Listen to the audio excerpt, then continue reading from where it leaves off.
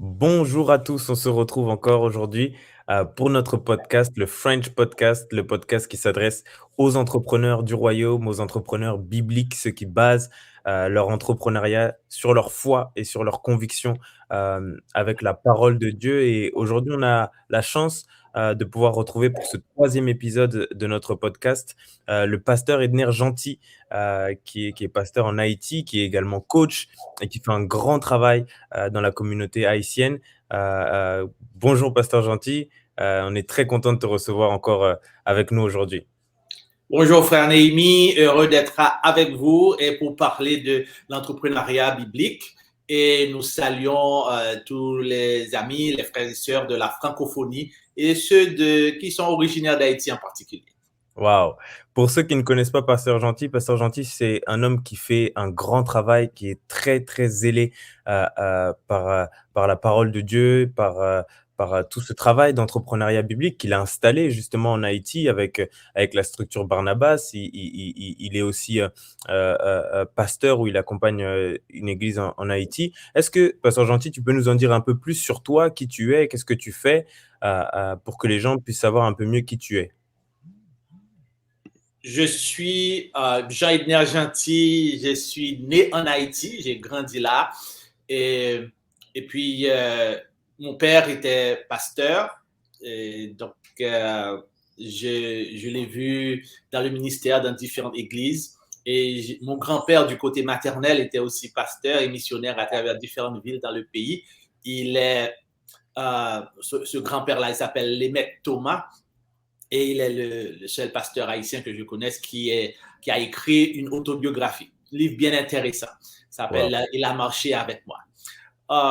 Je suis marié et j'ai une fille qui est une sorte de créative dans le sens qu'elle fait des vidéos, elle fait des sites web et tout cela.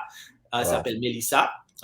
Elle est bien gentille, on peut la suivre sur Instagram et maintenant elle fait des choses là sur TikTok. Et puis j'ai un fils qui il s'appelle Didier et il est dirigeant d'adoration à une église. Et une chose aussi, c'est qu'il est né en Afrique. Nous étions Wow. missionnaires là-bas en République démocratique du Congo. Ouais. Et c'est là qu'il est né.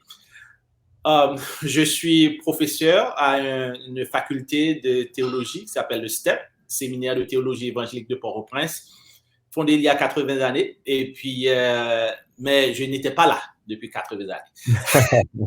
Mais ça fait un beau temps. Ça fait depuis 1989 que j'enseigne là-bas et c'est une joie de pouvoir accompagner des jeunes, des leaders qui se préparent pour le ministère. Depuis 2009, je suis pasteur à l'église Baptiste Béré à Delma 43, à Port-au-Prince. Et la première épreuve qu'on a eue, c'est que je suis rentré en décembre et en janvier, on a eu le tremblement de terre Wow. qui a transformé notre façon de vivre dans le pays. Wow. Donc, mais le Seigneur est avec nous et nous avons passé ces dernières années-là ensemble. On a appris à se connaître et à s'aimer et on fait de petits progrès. Wow. Et puis maintenant, nous avons aussi le centre Barnabas, centre de leadership chrétien qui existe depuis 12 ans. Et notre passion, c'est de faire la promotion pour le leadership. Et donc, parce que tout ce qui marche, c'est à cause du leadership et tout ce qui ne marche pas, c'est un peu aussi à cause du leadership. Yes. Donc, l'une de nos principales activités, c'est une conférence, Sommet mondial de leadership, qu'on vient de terminer notre saison 2021. Et alors 2021-2022. Et c'était vraiment bien de voir comment les gens ont été inspirés et encouragés. Il y avait un participant qui disait comment il était prêt à abandonner parce qu'il avait des difficultés dans son ministère. Wow. Et à partir de ce qu'il a entendu dans le sommet, l'expérience qu'il a vécue pendant ces 2 jours, Wow. il a retrouvé une force intérieure, il a vu il a eu une nouvelle vision pour Mm. continuer à servir. Donc, nous sommes encouragés par ses résultats. Wow. Et en plus de cela, nous avons aussi à Barnabas un ministère de compassion. Nous avons des aumôniers qui vont dans la prison et pratiquement chaque semaine pour une activité socio-spirituelle avec les détenus. C'est à la prison des femmes, Ok. principalement. Ok. Et, et c'est une joie de voir, d'entendre des témoignages de personnes qui étaient dans la prison, qui étaient prêts à se venger pour la personne qui les avait dénoncés. Et à partir de leur temps avec nous, dans l'étude biblique et autre chose, eh bien, elles ont Les discours. décidé, elles ont compris qu'il fallait pardonner, qu'il Wow. fallait recommencer la vie sur un meilleur pied. Donc, Wow. c'est ce que nous faisons. Et puis, il y a maintenant entrepreneuriat biblique qui s'ajoute à cela. Nous faisons la promotion pour l'entrepreneuriat biblique. Nous encourageons les gens à ne pas seulement attendre de trouver un emploi, mais s'ils sont parmi les privilégiés de ce pays. L'autre jour, récemment, je parlais à un jeune homme qui a son bac plus 4, qui prépare, qui est un mémorant en économie et qui cherche un emploi. Mais malheureusement, il n'y a pas assez d'emplois dans notre pays. Et je lui dis qu'il est privilégié parmi les privilégiés du pays dans le sens du savoir et que il pourrait mettre sa connaissance à profit. Mais alors, ce qui revient, c'est que, mais ce pays est difficile. Hmm. Et est-ce qu'un entrepreneur peut vraiment se lancer? Donc, Yeah. et nous faisons face à cette difficulté chaque jour. Nous ne sommes pas des naïfs, nous ne sommes pas des gens qui ne se collent pas à la réalité. Hmm. Mais la promesse de l'entrepreneuriat biblique, c'est que, on a d'une part, il y a les bonnes pratiques qu'on peut apprendre. Et si on les apprend, on pourra faire mieux parce qu'il y a d'autres entreprises qui continuent à Bien sûr. fonctionner, Bien sûr. même dans les temps difficiles. Hmm. Et bon, nous pensons à notre temps difficile ici Hmm. en Haïti, là où je suis, mais il y a aussi le temps difficile à travers le monde. Il y Ouais. a la guerre en Ukraine, il y a l'instabilité en Afrique, donc, et puis il y a les désastres ici et là. Donc, les risques et les difficultés sont partout. Donc, Hmm. il faut avoir une autre perception, une autre façon de voir les choses. Et les leçons de l'entrepreneuriat biblique qui parlent de risques calculés, de savoir voir les opportunités, ça va aider les gens à aller de l'avant. Wow. Là, vous avez découvert vraiment le CV du coach Edner Gentil qui vraiment fait ce travail-là en Haïti. Tu as parlé de ce pays dans lequel tu es, le pays d'Haïti, qui est un pays qui est passé par beaucoup de difficultés, beaucoup de challenges, beaucoup de défis et beaucoup d'épreuves au niveau, à l'échelle nationale. Comment, en tant que chrétien, en tant que leader, déjà on affronte ces défis-là pour sa communauté? Quel discours tu portes, toi qui coaches aussi les gens, quelle vision des choses on a lorsqu'on passe par ces situations-là à l'échelle nationale? La différence entre le chrétien et celui qui ne connaît pas Christ, c'est que nous avons l'espérance. Et Yes. ça c'est une des trois vertus.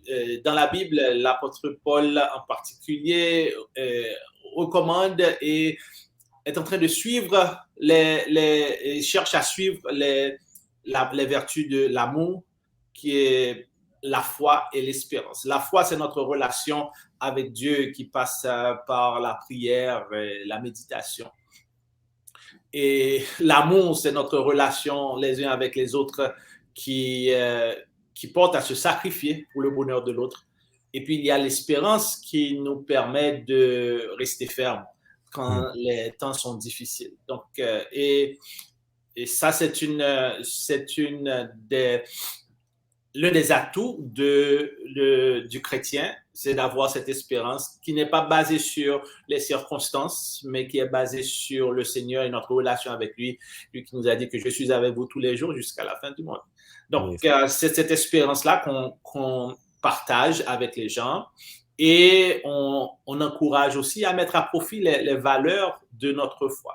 Et il y a la valeur de confiance, confiance mutuelle, euh, qu'on doit d'une part cultiver pour Mhm. être digne de confiance et aussi d'être prêt à faire confiance à l'autre jusqu'à ce que l'autre ne mérite plus notre confiance.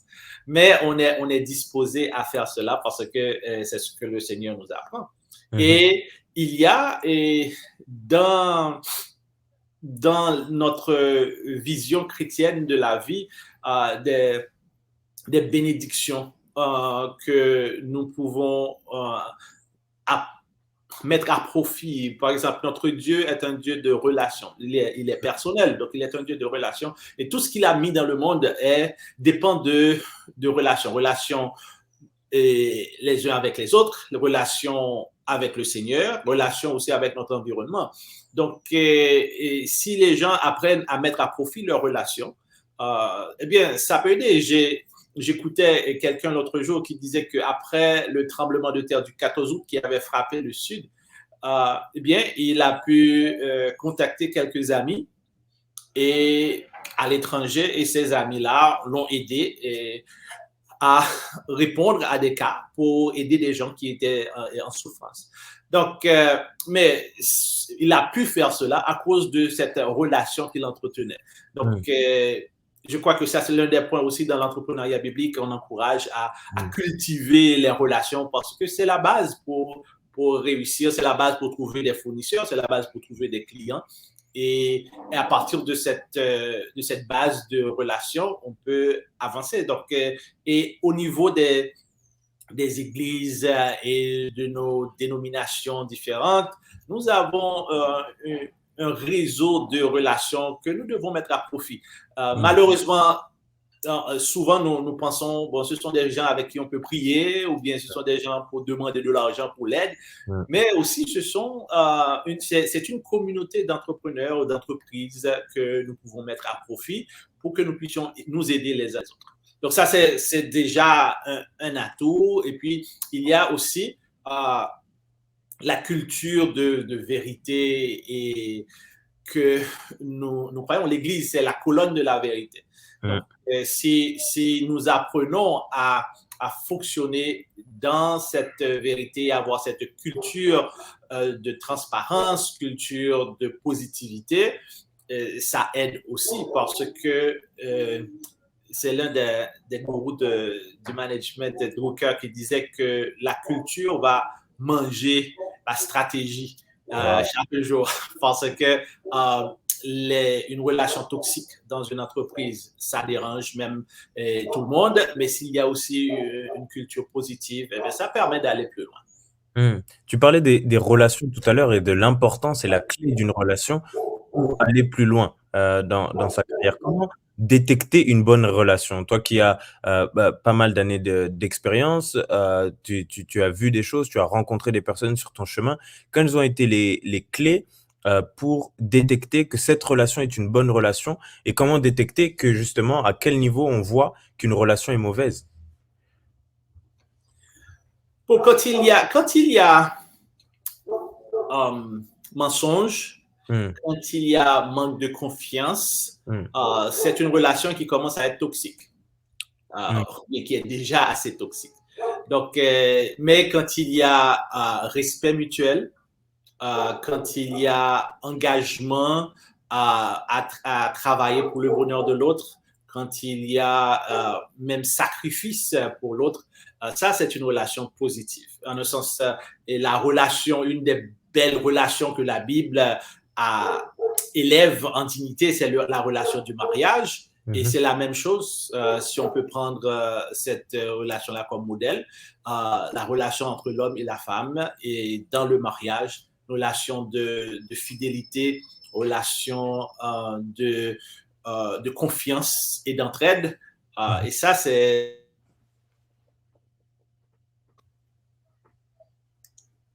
Hmm. On a perdu juste le petit bout de la fin. Tu parlais d'une relation de confiance, un peu comme celle du mariage. Qu'est-ce que tu voulais apporter de plus encore? Oui, je parle de le mariage comme symbole d'une bonne relation que Dieu a établie. Et dans cette relation du mariage, il nous faut la fidélité. Il Mm, y a aussi la nécessité d'avoir la confiance l'un envers l'autre, la transparence aussi mm, et l'engagement pour le bonheur de l'autre, l'entraide. mhm, mhm. Ça, c'est des notions clés qu'on retrouve aussi dans l'entrepreneuriat au final.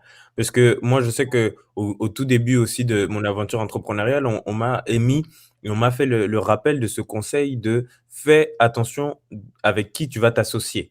Fais attention avec qui tu vas travailler, collaborer.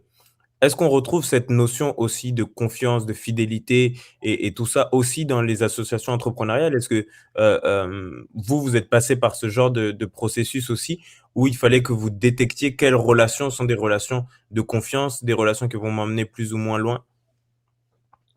Bon, les relations de confiance sont très importantes. Alors, euh, j'ai des collègues qui me disent que bon, à cause de peut-être la relation, bien la perception que les gens ont de moi comme pasteur, il y a des choses qu'ils ne me disent pas, mais ils disent à d'autres personnes. Et alors, ces gens-là me mettent en garde contre certaines situations parce que Mmh, ce qu'on me dit et ce qu'on dit à d'autres, est peut-être différent. Et c'est déjà, et quand il n'y a pas cette intégrité-là, c'est déjà un problème.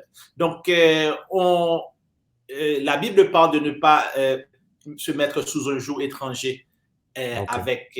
avec d'autres. Donc, ça, c'est l'un des, euh, l'un des critères à suivre pour faire attention. Euh, donc, il faut chercher une affinité. Mmh. Et cette affinité commence avec la confiance. Si on n'a Wow, pas cette confiance-là, on ne peut pas prendre de risques pour aller trop loin. wow. Non, c'est vraiment quelque chose qui est clé pour les entrepreneurs, nous qui sommes aussi des entrepreneurs chrétiens qui avançons, dans nos aventures entrepreneuriales. Il y a également des porteurs de projets qui sont, aux prémices de leur projet, qui réfléchissent comment ils vont monter leur projet, de qui ils pourront, s'appuyer pour monter leur projet et c'est vrai que c'est des notions qui reviennent et qui sont importantes. Là, le pasteur Gentil nous a parlé de confiance, il nous a parlé de fidélité, on a même eu la notion de joug étranger. Donc, est-ce que dans cette notion aussi de joug étranger, on se dit, euh, est-ce que les personnes avec qui je m'associe, il faut que je puisse les connaître, c'est-à-dire qu'il faut que ce soit des gens de mon entourage, de mon périmètre proche, ou est-ce que je peux aussi rencontrer des personnes sur le chemin et m'associer avec eux, avec qui il y a plus de chances de réussir? Très bien. Je dois prendre une pause pour un moment et je te reviens, Pas Néhémie. de souci, pas de souci.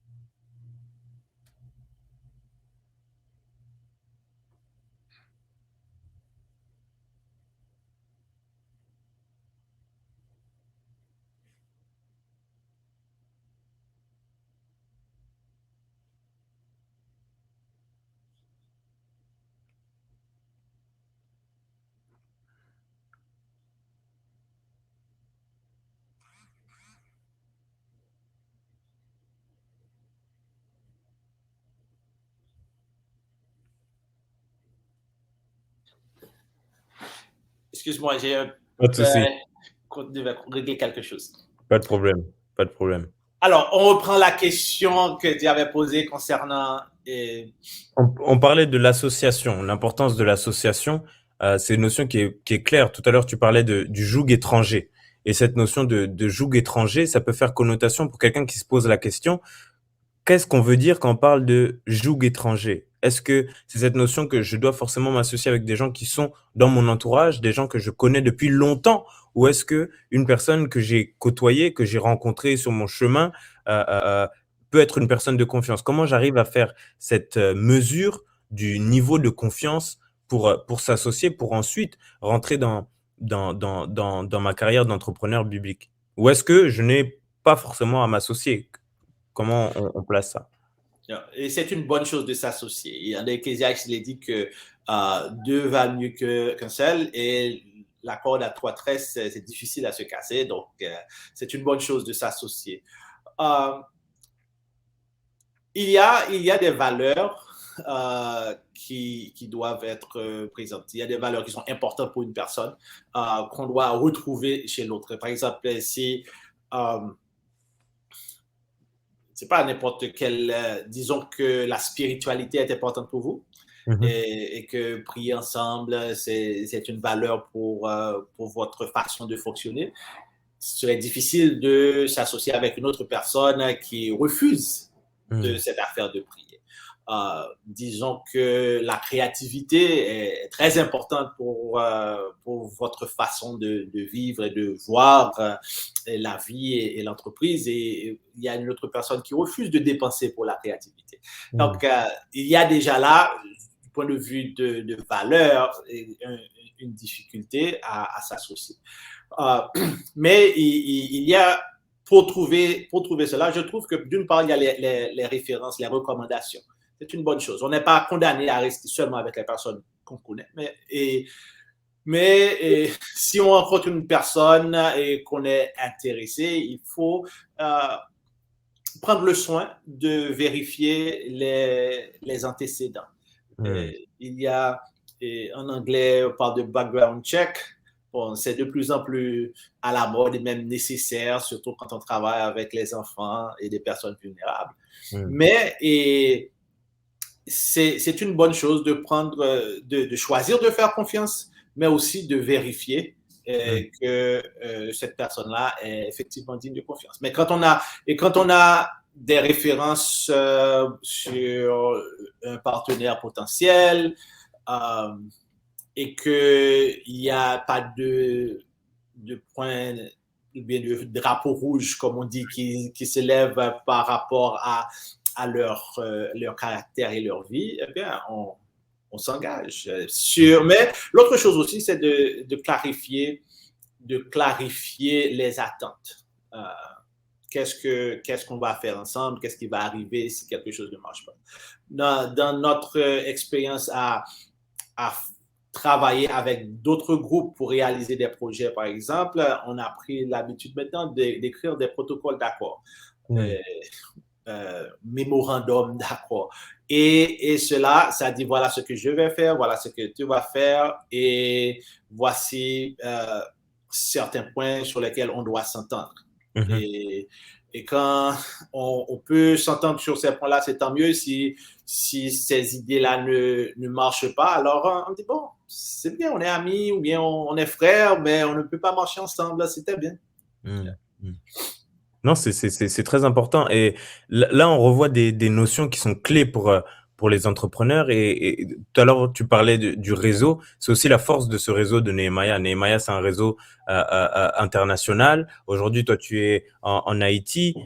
On est en Europe. Il y en a d'autres qui sont en Afrique, d'autres qui sont un peu partout.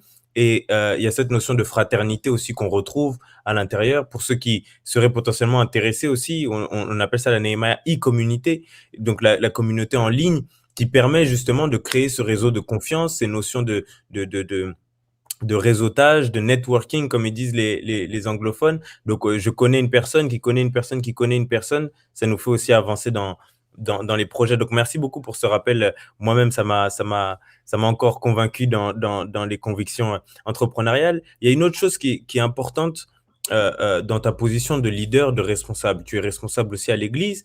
Aujourd'hui, qu'est-ce qui, pour un responsable d'église, peut amener à se dire l'entrepreneuriat biblique, c'est quelque chose qui est avantageux pour mon église, pour mon entreprise, pour mes amis? Quels avantages aujourd'hui on peut retrouver dans une communauté chrétienne à partager l'entrepreneuriat biblique? Parce que l'entrepreneuriat, il y a, mais pourquoi l'entrepreneuriat biblique? Quels sont les avantages? C'est une bonne question à laquelle j'ai pensé parce que j'ai encouragé des entrepreneurs à mon église de se mettre ensemble. Ils sont en train de travailler. On aura un lancement bientôt. Ouais. Ils ont travaillé sur leur logo, sur leur affiche, sur leur mode d'enregistrement et tout cela, et sur leur plan d'action, qui est une bonne chose. Et nous encourageons plusieurs églises à faire de la même cette même démarche d'avoir des entrepreneurs en réseau, en association. Et, et aussi pour présenter ce cas-là, j'ai réfléchi à une dizaine d'avantages que une église pourrait trouver à partir de cette association d'entrepreneurs en vue de se perfectionner en entrepreneuriat biblique. Mm. Une des premiers points comme avantage que je pourrais mentionner, c'est l'Église aura des entrepreneurs beaucoup mieux formés et qui pourront réussir dans leurs entreprises. Ok. L'entrepreneur, son but, c'est de réussir dans ce qu'il fait. Et cette réussite dépend aussi de sa formation. Alors, dans notre pays, nous avons beaucoup de gens qui ont un sens de l'entrepreneuriat. C'est un sens inné, c'est un don. Nous avons des femmes qui sont analphabètes, mais qui ont réussi à développer une entreprise et à voyager, aller au Panama, aller en Chine Wow. pour faire du commerce. Donc, Wow. elles n'ont pas été à l'école pour apprendre cela, mais elles ont ce don pour comprendre cela. Donc, mais maintenant, imaginez que cette personne qui a ce don et cette motivation et qui maintenant a une formation qui est conforme à la vérité, eh bien, on peut dire que bon, son entreprise irait beaucoup, beaucoup plus loin. Donc, c'est l'une des choses, un des premiers avantages, c'est d'avoir des personnes mieux formées qui ont une connaissance des principes bibliques sur l'entrepreneuriat. L'idée de savoir voir les opportunités, l'idée de faire des risques calculés, l'idée de connaître quel est le but du profit, de toutes ces choses-là que l'on enseigne dans le principe d'entrepreneuriat biblique.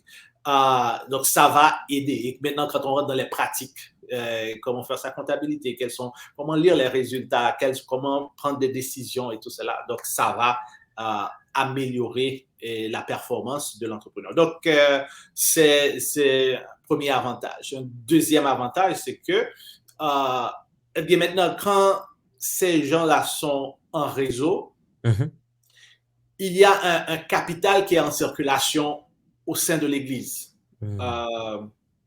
et qui pourrait être mis à profit, pas nécessairement pour donner ou bien pour remettre au pasteur. C'est pas là l'idée. Mais l'idée, c'est de savoir que, bon, nous sommes une communauté économique. Et quand il y a une communauté économique qui a un moteur économique, ça devient durable. Nous avons une situation de précarité dans notre pays et c'est l'une des grands défis pour la société. Et je crois que l'Église pourrait intervenir pour faire des choses et apporter une solution. Par exemple, autrefois, quand il y avait un problème de manque de soins de santé, les gens mouraient de maladies qu'on pouvait prévenir, l'Église a établi des cliniques et des hôpitaux pour prendre soin des personnes. Et quand il y a eu aussi une situation où il y avait manque d'éducation, manque d'opportunités d'éducation, l'Église est intervenue aussi pour créer des centres d'alphabétisation, des écoles. Et maintenant, nous prenons conscience que la pauvreté, la précarité, c'est aussi un grand défi. Et là, nous devons aussi intervenir pour encourager la création de richesses et d'emplois et dans la communauté de l'Église avec les atouts que nous avons dans la communauté. Et quand cela se fait, il y a moins de sollicitations de la caisse de l'Église pour des choses régulières. Par exemple, il y a un pasteur dans l'Artibonite, au centre d'Haïti, là, qui les gens venaient souvent solliciter l'Église pour des besoins d'urgence. Et maintenant, ce qui est arrivé il y a quelques années, le pasteur a eu l'idée d'établir une coopérative, une caisse populaire à son église où les gens pouvaient faire des dépôts et aussi solliciter des emprunts. Et depuis lors, maintenant, les gens ont une façon régulière et pratique pour résoudre leurs problèmes économiques, pour pouvoir envoyer leurs enfants à l'école, pour répondre à un cas de maladie. Eh bien, on ne sollicite plus l'Église pour ces choses-là. Donc, c'est une bonne chose et c'est un deuxième avantage d'avoir des entrepreneurs à l'Église. Et si je peux continuer, un troisième avantage, c'est que les entrepreneurs apprendront à supporter l'Église à partir de leurs revenus. De leurs revenus personnels. En entrepreneuriat biblique, on parle de la dîme qui est le 10e de son revenu. Et ça, c'est si les gens arrivent à avoir cette conviction-là, eh bien, c'est intéressant. J'ai toujours pensé que s'il y avait 20 personnes, bien 20 entrepreneurs qui donnaient leur dîme, eh bien, le pasteur de l'Église aurait un salaire normal qui serait comparable à ceux des entrepreneurs de son Église. Et maintenant, non seulement il y a la dîme sur le revenu personnel que les entrepreneurs auraient la joie de donner, mais aussi dans l'entrepreneuriat biblique, les entrepreneurs seront engagés à pratiquer la générosité au-delà de leur dîme pour supporter des projets dans l'Église et dans la communauté, et à partir même de la dîme de l'entreprise. En entrepreneuriat biblique, on ne dit pas de 10% sur le chiffre d'affaires, mais 10% sur le profit. Et ainsi, il pourrait être... bon, ce qu'on a dans le monde, on parle de responsabilité sociale de l'entreprise. Et c'est aussi un principe qu'on encourage dans l'entrepreneuriat biblique. Et ça allait aider l'Église à avoir un impact dans sa communauté. Imaginez qu'à partir des fonds que les entrepreneurs mettent ensemble dans leur communauté, on arrive à ce que tous les enfants du quartier arrivent à aller à l'école. Et ont leur fourniture scolaire parce qu'il y a l'Église qui est là. Ou bien s'il y a un problème, je ne sais pas, d'accès à l'eau ou bien d'accès à quoi que ce soit, bien à l'éclairage, par exemple, et que les entrepreneurs, en travaillant avec la communauté, créent un fonds et réalisent cette initiative-là. Donc, ça va contribuer pour le témoignage de l'Église dans la communauté. Et donc, ça, c'est 4 avantages déjà. Un cinquième, c'est les entreprises pourront créer des emplois et offrir du travail. En un sens, c'est l'un des avantages, c'est la réalité de l'entreprise, c'est de créer des emplois. Bien sûr. Et si on arrive à réduire le chômage dans nos communautés, c'est déjà quelque chose de formidable. Naturellement, et chaque fois que je mentionne cela, il y a des points d'interrogation parce que les gens disent « Ah, si on donne du travail aux gens de l'Église, ça donne mieux vaut employer quelqu'un de l'extérieur. » Je reconnais cela, mais en même temps, je crois que c'est une fonction de formation parce qu'il y a des idées préconçues, des idées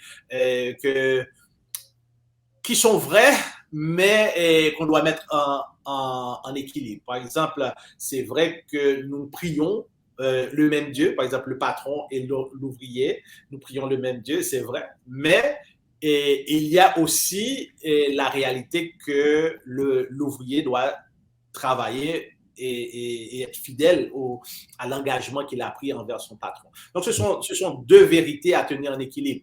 Parfois, dans nos communautés, nous mettons l'accent sur la fraternité et on ne met pas l'accent sur la fidélité qui est exigée des dispensateurs, des économes de Dieu.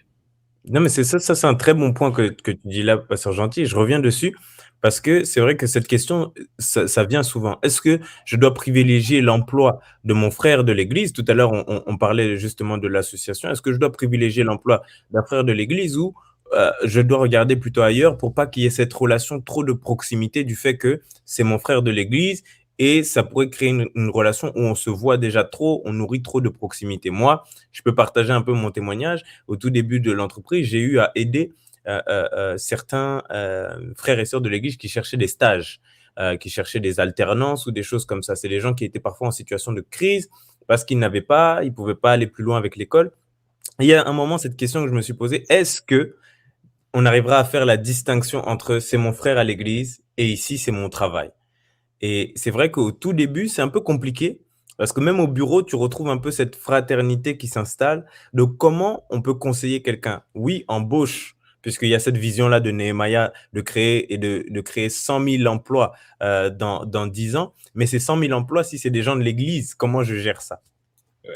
Donc, c'est bien délicat, je l'avoue, parce que quand tout marche bien, c'est formidable, mais c'est quand il y a des problèmes. Alors, l'une des choses, c'est que dans la vie du leader et du patron, embaucher les gens, ça fait partie du travail. Congédier les gens, ça fait aussi partie du travail. Mmh, mmh, Donc, d'une part, le patron doit se former et se faire avoir ses idées claires sur comment et quand est-ce qu'il faudra laisser partir quelqu'un. Et si ça fait partie du travail, c'est pas que la personne soit une mauvaise personne, c'est simplement que cette personne peut ne pas être à la bonne place. OK. Et quand le plus tôt qu'on réalise qu'il n'y a plus cet alignement et que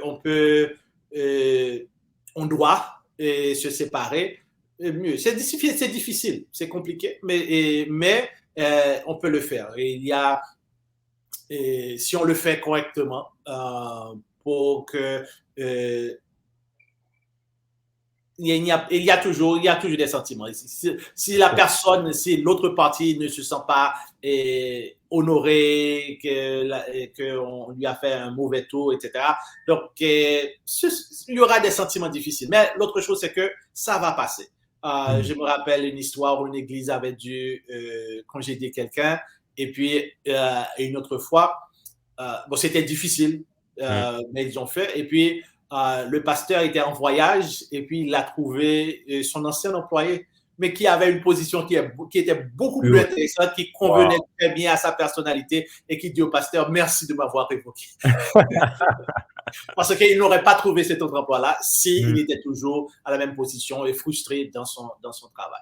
Donc, mais donc, d'une part, le patron, l'employeur, l'entrepreneur doit savoir que ça fait partie de son rôle d'embaucher des gens, mais aussi de remercier, de licencier des personnes. Mais aussi, je crois que du point de vue de l'employeur, il y a l'orientation qu'on doit faire. Parce qu'il y a des idées reçues que les gens ont. Et les gens, bon, je ne peux pas parler pour tout le monde, mais dans notre communauté, les gens aiment toucher un salaire à la fin du mois. Mais pas nécessairement de produire un travail pour le salaire qu'ils vont toucher à la fin du mois.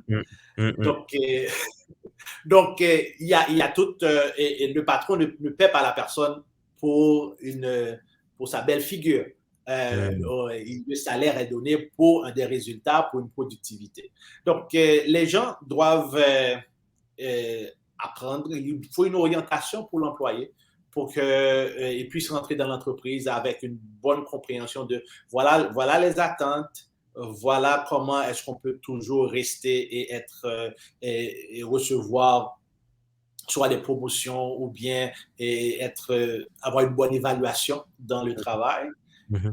Et et voici des choses qui ne sont pas acceptables, et que la personne puisse vraiment apprendre à faire cela. On me dit, par exemple, aux États-Unis, l'une des choses les plus importantes à apprendre, c'est que pour les personnes qui cherchent du travail, c'est qu'on doit se présenter au travail. Et il y a des gens qui cherchent du travail, mais arriver à l'heure, c'est pas leur grand souci, etc.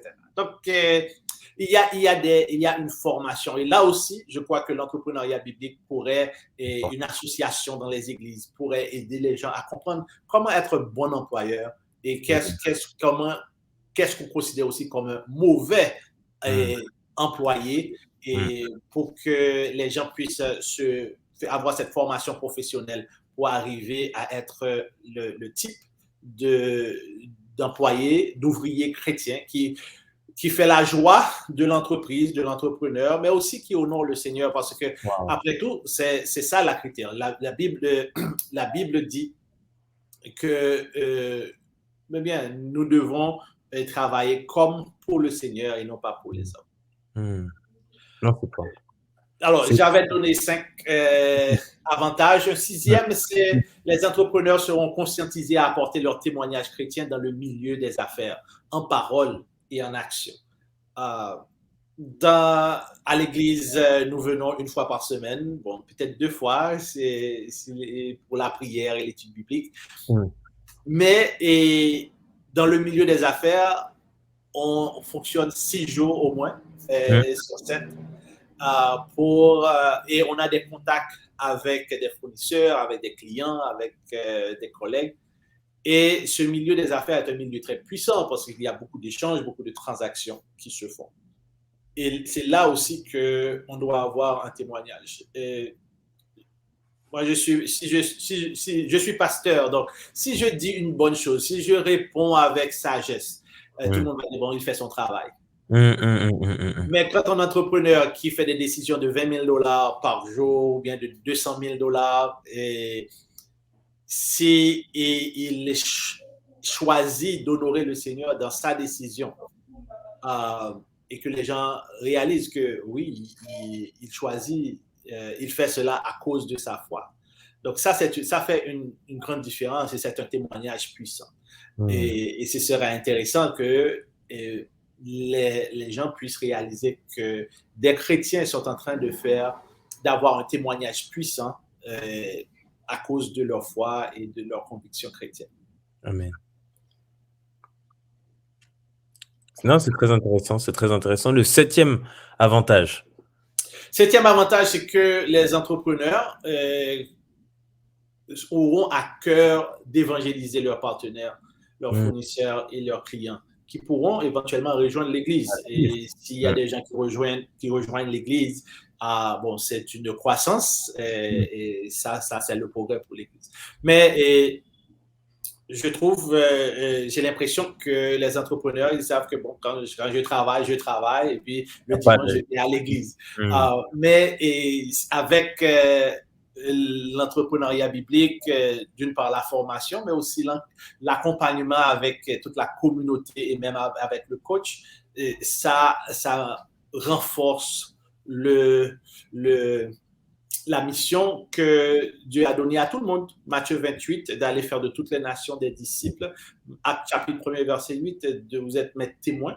Donc, et si au fur et à mesure qu'ils prennent à cœur ce message, eh bien, ils pourront commencer à le pratiquer. Et maintenant, ce sera intéressant de voir quel sera le résultat de ces gens-là qui sont impressionnés par leur action et aussi leur témoignage et qui décident, bon, je vais venir voir à ton église pourquoi est-ce que tu es ici. Donc, ça, ce sera encore un avantage pour l'église d'avoir des gens, et peut-être que ce seront des gens qui sont aussi peut-être que ce seront aussi des gens qui sont des entrepreneurs qui vont venir. Et bon, ce sera un atout pour l'Église, d'une part, de par leur capacité économique, Mm. Naturellement, les gens avec des capacités économiques viennent aussi avec un fardeau, d'autres problèmes Mhm. qui sont aussi plus compliqués. Mais c'est une croissance pour l'Église. Et puis, comme huitième point, les entrepreneurs apprendront à gérer leurs entreprises avec la mise en place de systèmes Mm. qui vont les libérer et leur donner plus de temps et de moyens pour leur famille et aussi pour servir à l'Église. Mm. Donc, il y a des gens qui sont trop occupés. Mm. Mais s'ils avaient un coach qui pouvait les aider à voir qu'est-ce qu'ils font vraiment avec leur temps, ils Mm. pourraient réaliser qu'il y a des systèmes qu'on peut mettre en place. Yes. Et maintenant, si ces systèmes sont en place, ça va libérer leur temps. Ça va multiplier leur temps, on pourrait dire, et pour qu'ils puissent avoir du temps pour passer à la maison avec leur famille, leur femme et leurs enfants, et aussi pour pouvoir servir à l'Église, parce que l'Église a besoin de volontaires pour, pour fonctionner.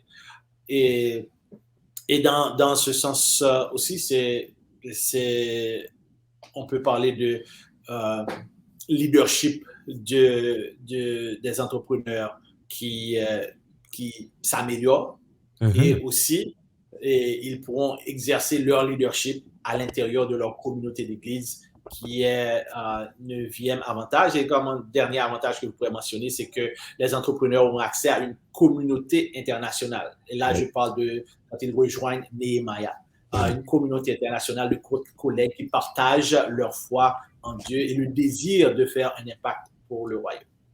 Yes. Waouh! Waouh, waouh, waouh.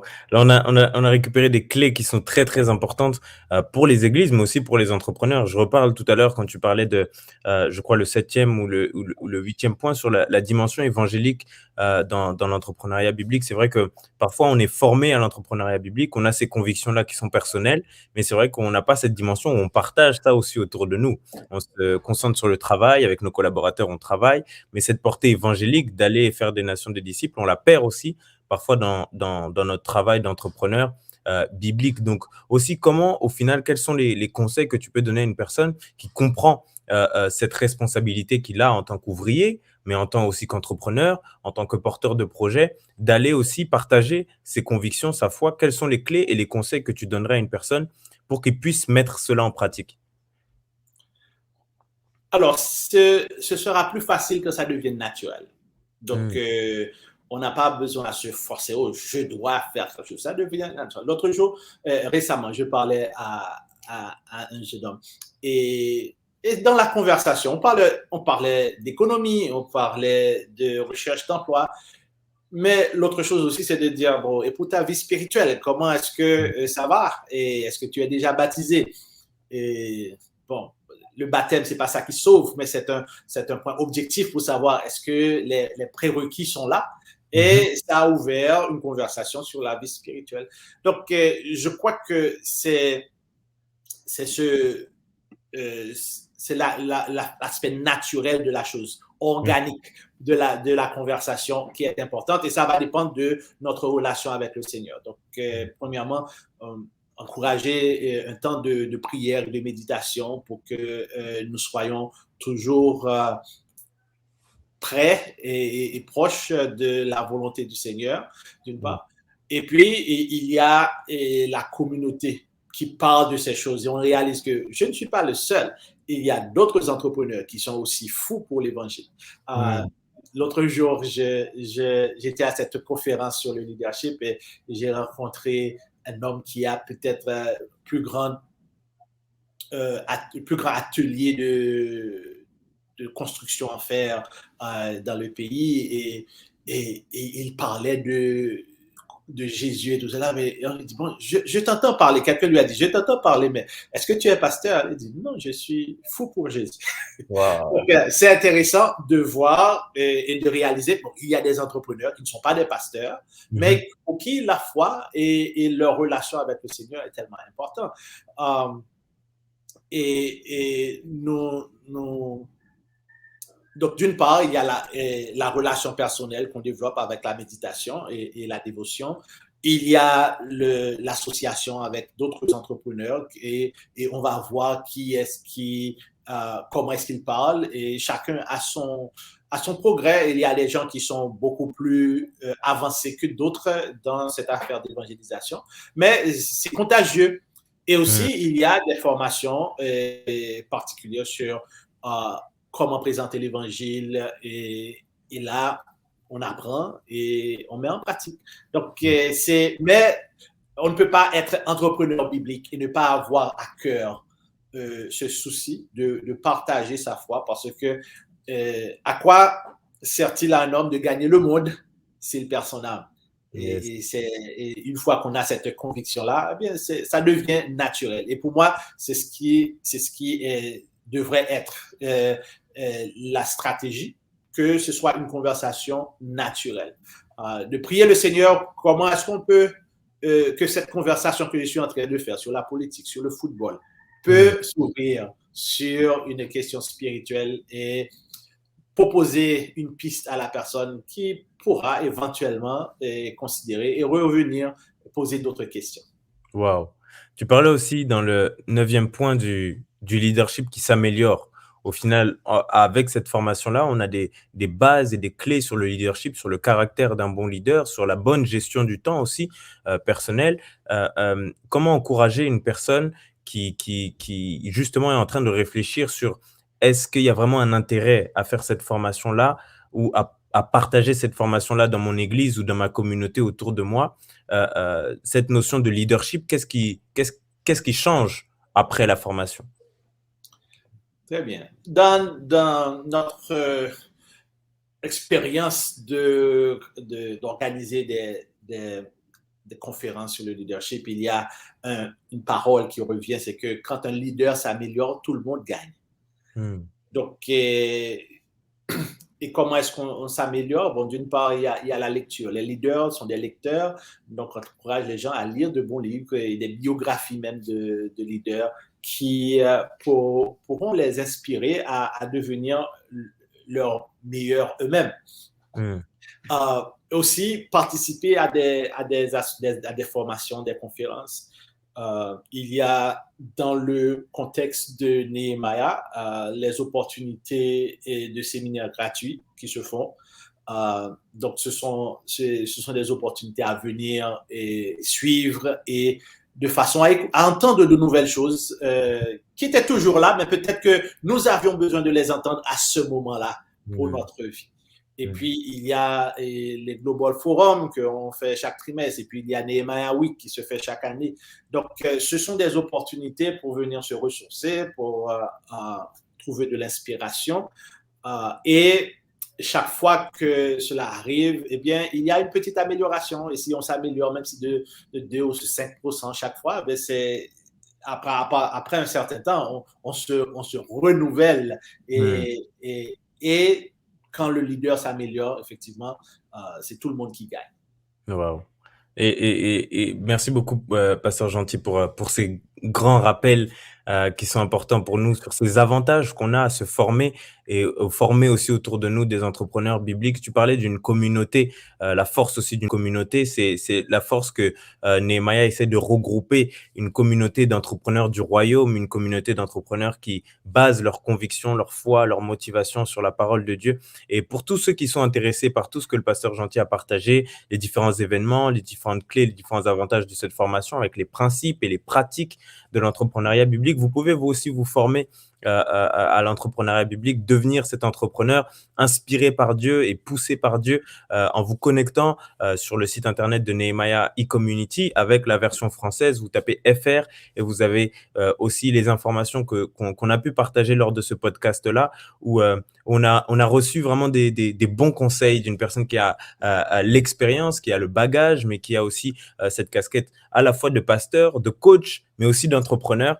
Donc, qui connaît un peu ces réalités-là du terrain, qui nous a partagé des clés sur l'association avec les bonnes personnes, qui nous a partagé aussi les clés sur ces avantages-là qu'on aurait à évangéliser et partager le message de Christ aussi dans notre entreprise, avec nos collègues, comment bien gérer cette relation de patron à employé. Et merci, c'était vraiment pertinent. Merci beaucoup, Pasteur Gentil. Est-ce que tu as un dernier mot peut-être à dire ou à encourager une personne encore une dernière fois sur tout ce qu'on a pu voir là? Une dernière chose à partager. Merci, Frère Némi. C'était un plaisir de te parler et aussi d'entrer dans la vie de toutes ces personnes qui nous écoutent et qui nous regardent.